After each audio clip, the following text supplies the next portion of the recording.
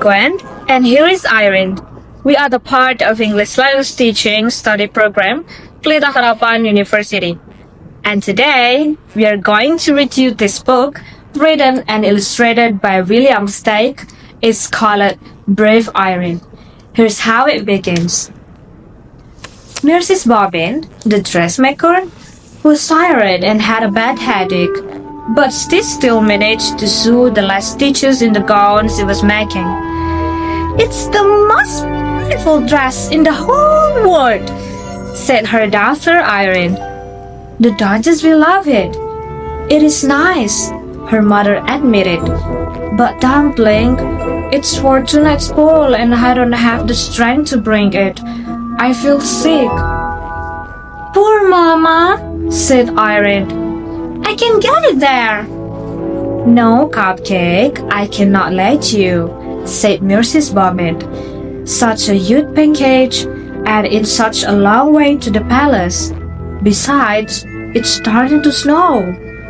"But I love snow," Irene insisted. She coaxed her mother into bed, covered her with 2 quilts, and added a blanket for her feet.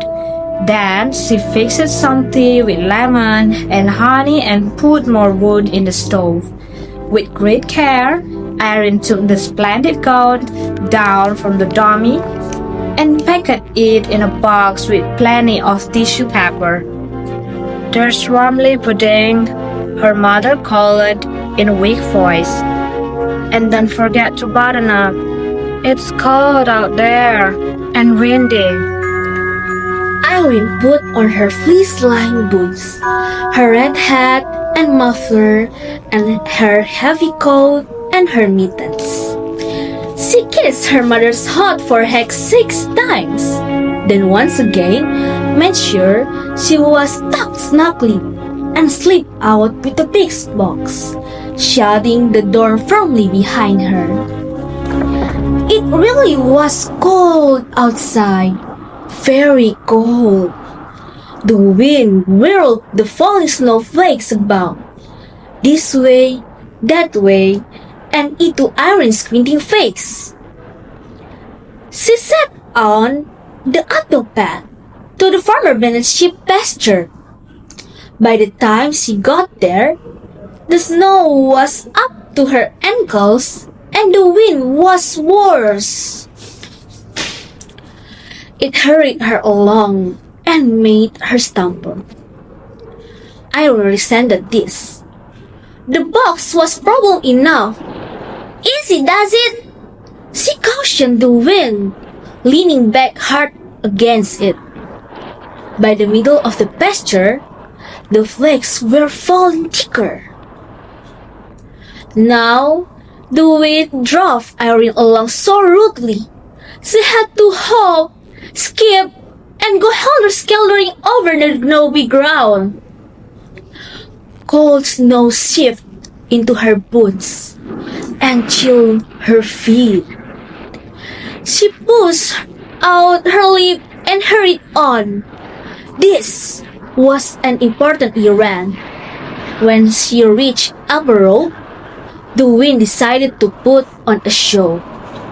It ripped branches from trees and flung them about, swept up and scattered the fallen snow, got in front of Irene to keep her from moving ahead. Irene turned around and pressed on backwards. "Go home," the wind squalled. "Irene, go home." "I'll do no such thing," she snapped. "No such thing, you wicked wind." "Go home," the wind chortled. "Go home," it shrieked, or else.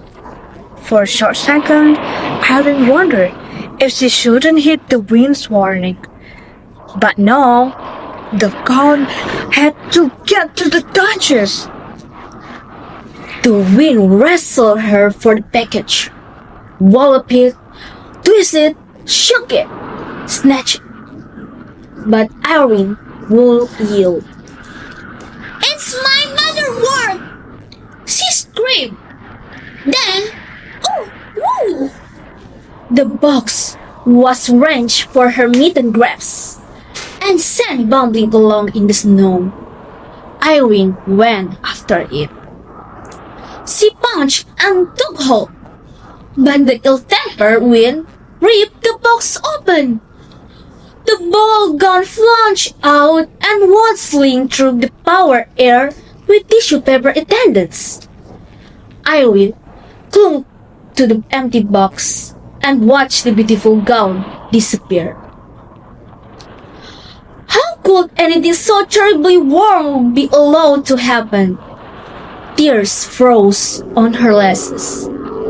Her mother's worked hard all those days of measuring, cutting, spinning, stitching for this? And the poor Duchess? Irene decided she would have to trudge on with just the box and explain everything in person. She went traveling through the snow. Will her mother understand?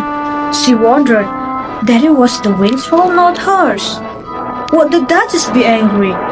The wind was howling like a wild animal. Suddenly, Irene stepped in a hole and fell over with a twisted ankle. She blamed it on the wind. "Keep quiet!" she scolded. "You've done enough damage already. You spoiled everything. The wind swallowed up her words. She sat in the snow in a great pain, afraid she wouldn't be able to go on. But she managed to get to her feet and start moving. It hurt. Home, where she longed to be, where she and her mother could be warm together, was far behind. It's got to be the closer to the palace, she thought. But where any place was in all this snow, she couldn't be sure. She plowed on, dragging furrows with her sore foot. The short winter's day was almost done. Am I still going the right way? She wondered. There was no one around to advise her. Whoever else there was in this snow-covered world, so far, far away, and safe indoors, even the animals in their burrows. She went plodding on. Soon, night took over. She knew in the dark that the muffled snow was still falling. She could feel it. She was cold and alone in the middle of nowhere. Irene was lost. She had to keep moving. She was hoping she would come to a house, any house at all, and be taken in. She badly needed to be in someone's arms. The snow was above her knees now. She shoved her way through it, clutching the empty box. She was asking how long a small person could keep this struggle up, when she realized it was getting lighter. There was a soft glow coming from somewhere below her. She went toward this glow, and soon was whizzing down a long slope at the brightly lit mansion. It had to be the place. Irene pushed forward with all her strength and slouched through. She plunged downward and was buried. She had fallen off a little cliff. Only her head and the box in her hands stuck out above the snow. Even if she could call for help, no one would hear her. Her body shook, her teeth shattered. Why not freeze to death? She thought, and let all these troubles end. Why not? She was already buried. And never see her mother's face again? Her mother, who smelled like fresh baked bread? In an explosion of fury, she flung her body, about to free herself, and was finally able to climb up on her knees and look around. How to get down to that glittering palace? As soon as she raised the question, she had the answer. She laid the box down and climbed aboard, but it pressed into the snow and stuck. She tried again, and this time, instead of climbing on, she leaped. The box shot forward like a swan. The wind raced after Irene, but couldn't keep up. In the moment, she would be with people again, inside where it was warm. The sled slowed and jerked to a stop on paving stones. The time had come to break the bad news to the Duchess.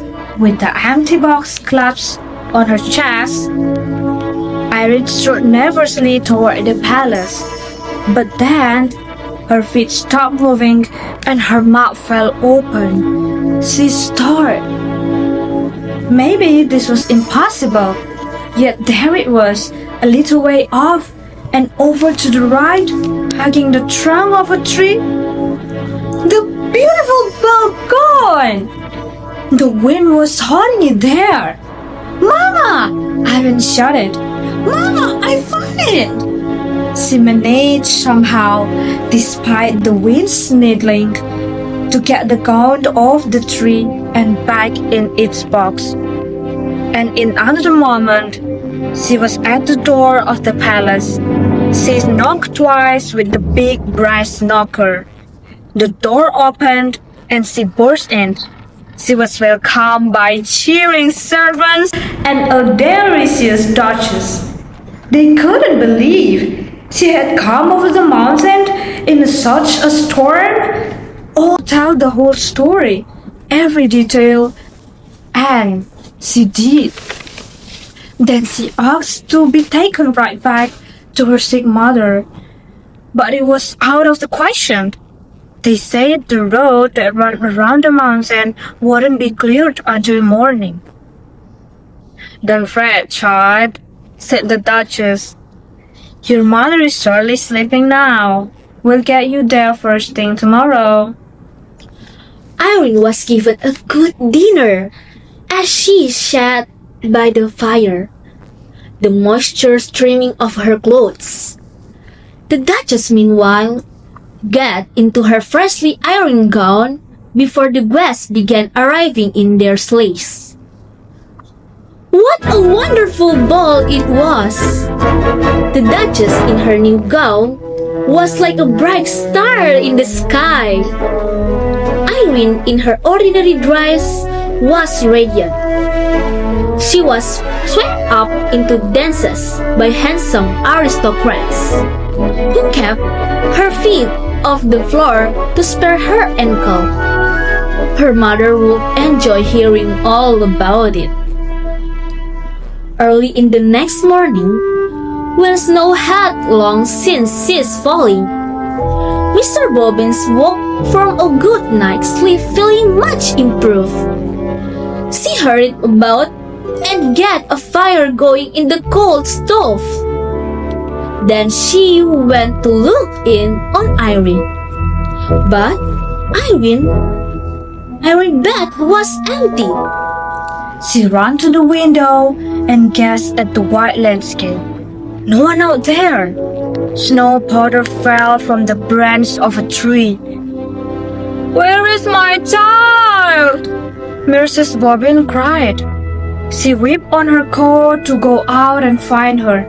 When she pulled the door open, a wall of drift faced her. But peering over it, she could see a horse-drawn sleigh hastening up the path. And seated on the sleigh, between two large footmen, was Irene herself, asleep but smiling. Would you like to hear the rest? Well, there was a bearded doctor in the back of the sleigh, and the Duchess had sent Irene's mother a ginger cake with icing. some orange, and a pineapple, and spice candy of many flavors, along with a note saying how much she cherished her gown and what a brave and loving person Irene was, which, of course, Mrs. Bobby knew better than the Duchess. That's all. We hope you enjoyed this book. Brave Irene. Thank you.